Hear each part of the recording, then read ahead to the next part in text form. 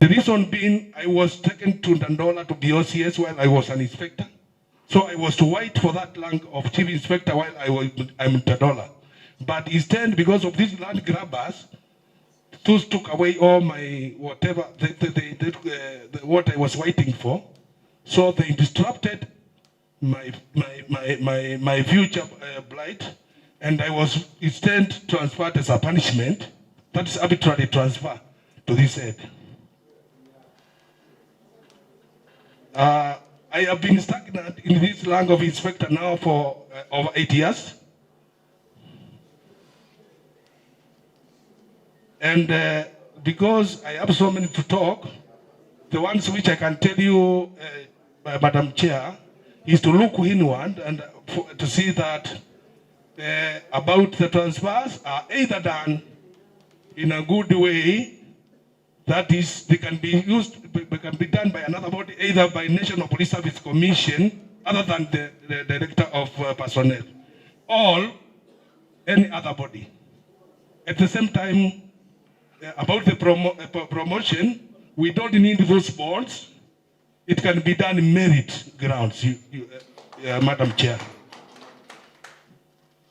With those few remarks, Madam Chair, I hope and pray that you will assist us in the National Police Service, and I pray for you to continue with this task, which I know is very hard one, and I know we'll go through. Thank you, Madam Chair. On the operational challenges that we as the police officers are facing. As it has been said by my colleague, Madam Chair, I want to give you an example of an officer investigating a case or an officer operating from Mandela Sub-County. An officer operating from Mandela Sub-County is making recoveries of sensitive weapons like firearms, explosives on a weekly basis. For that officer to prosecute those cases, he or she will have to escort those firearms and explosives using a police land cruiser from Mandela to DCI headquarters for analysis. That police land cruiser, Madam Chair, is allocated 450 liters per month. Madam Chair, I want us to ask yourself, how will that same land cruiser be useful when it goes back to Mandela with enough fuel? And by so reasoning, Madam Chair, you will see the reason as to why we are being attacked by bandits day in, day out. One of the reasons is because the resources that we are being given are not adequate. An officer in Kirinyaga sub-county, if I want to do investigations in matters to do with the fingerprints obtained from dead bodies, I will have to escort those fingerprints from Kirinyaga to National Registration Bureau, Nairobi. If I want to do investigation on fake alcohol, which we normally recover on a daily basis, I must escort my exhibits to the Capes, Nairobi. Madam Chair, the amount of fuel which is being given to the OCS in Kirinyaga, to the DCIO in Kirinyaga, is the same amount of fuel that is being given to an OCS in Kayole, who is extracting fingers from a dead body in Masimba, and within 2 minutes, the same fingerprint lands to the National Registration Bureau. Madam Chair, it is not fair. Point number 2, Madam Speaker, I want us to view the police department and ask ourselves, why is it that police officers are making noise day in, day out? Madam Chair, there is a proverb that normally says that a weak in bed will always praise a weak man.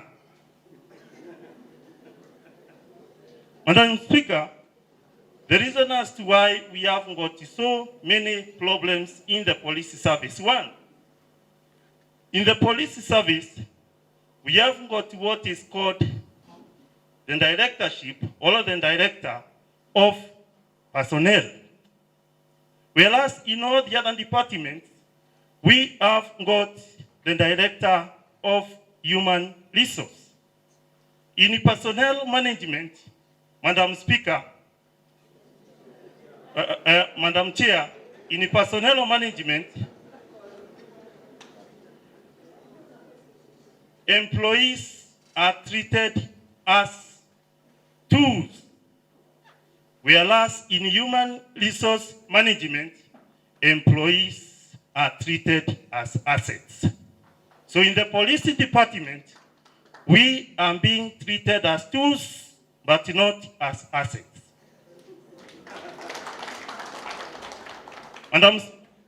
Madam Chair, I am proposing that we change from that aspect of personnel management to the other one of human resource management. Let me go to the issue of promotions. In the police service, Madam Chair, promotions is a big issue. Police does not differentiate in between promotions and rewards.